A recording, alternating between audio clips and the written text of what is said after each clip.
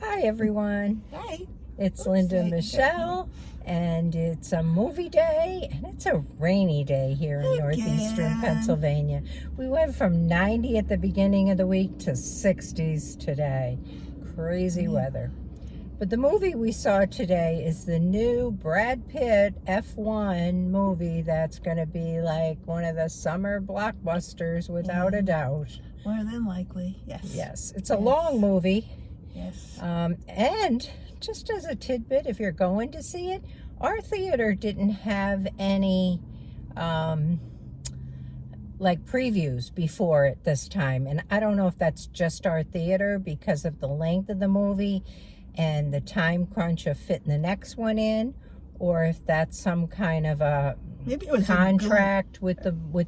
Maybe it was a glitch with our theater, because that was pretty odd. Usually we have about 20 minutes. Yeah, we figured stuff. 20, 25 minutes usually. And I think all we had was 5. Yeah, and that included not only like there was one preview and then that little spiel they do before they start the movie. So I don't know. Don't be late going I was to it say, just in case. I would be careful not to be late, because you're going to miss, if you did. Because a lot of people do count on that anymore. They don't show up until 10, 15 minutes. Yeah. After the movie starting time is. So and that we do that too sometimes, and so just be aware of that. Anyway, but the movie. Yes, the movie. Anyway, if you know what F1 is, Formula One, then you know what this movie was about.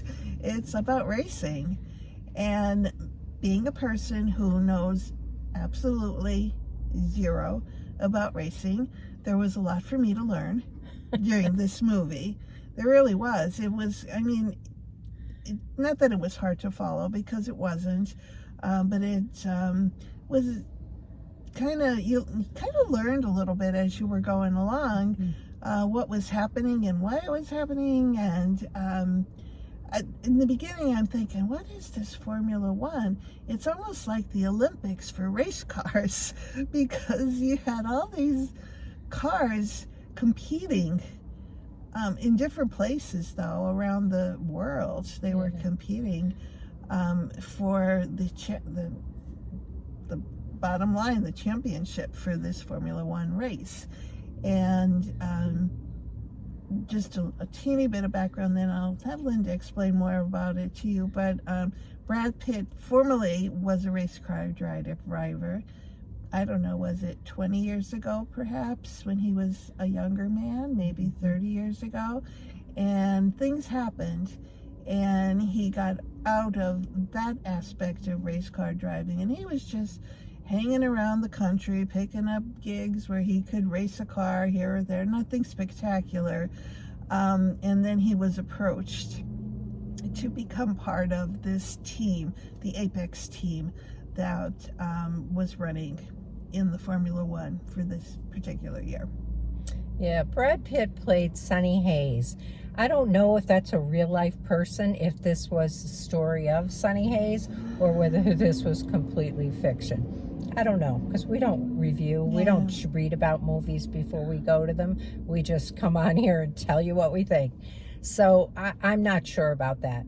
But he was kind of like, he had raced Formula One, but not won before.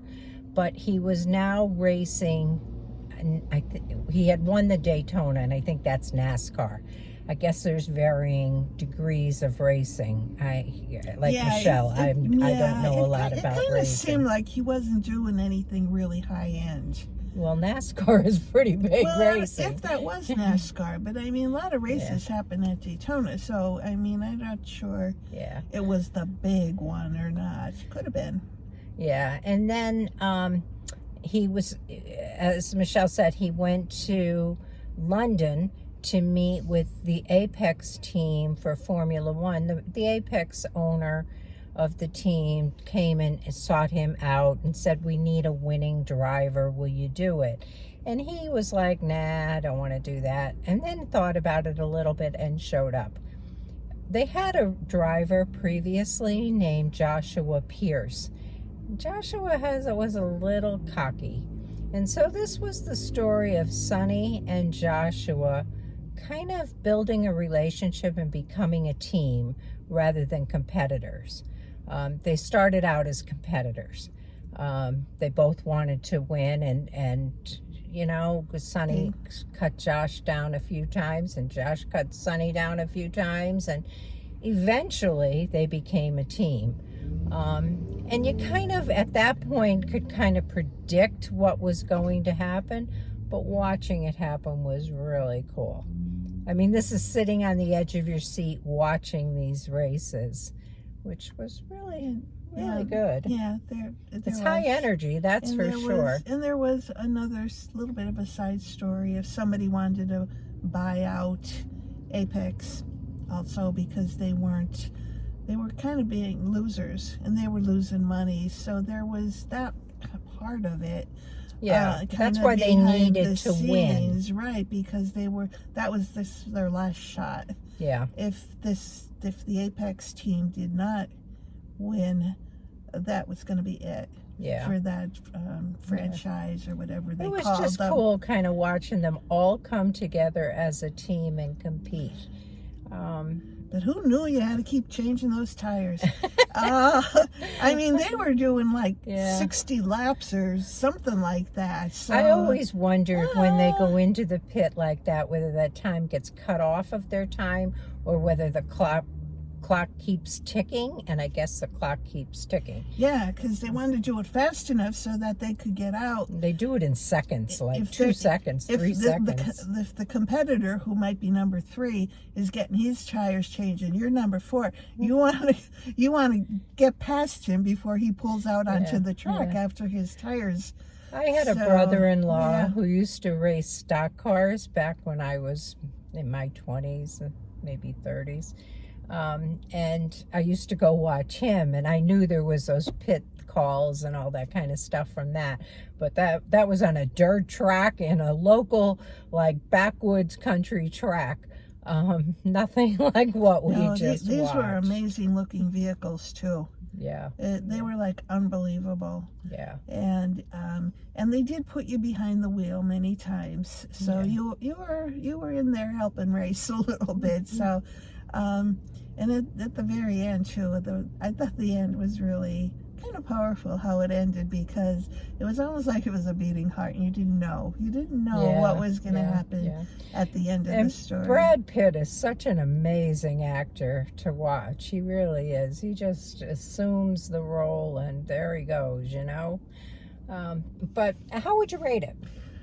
I want to say, just because, I want to say an 8.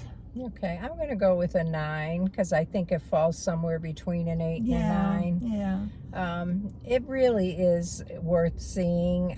It is I'm sure going to be in for like most of the summer, if not all of it. And we saw it in XD IMAX, which might be worth the extra money. Yeah, I agree. It might be worth it. Don't go see it in standard. Yeah, because it really, you know how that screen operates. Yeah, you want the big wide screen. You want the nice clarity. It really is worth the extra money to see it in IMAX or XD. Yeah. So that's what we have for you. I hope you enjoy it. If you see it, let us know how you would rate it, and we'll catch you in the next one. Thanks for tuning in. Bye. Bye.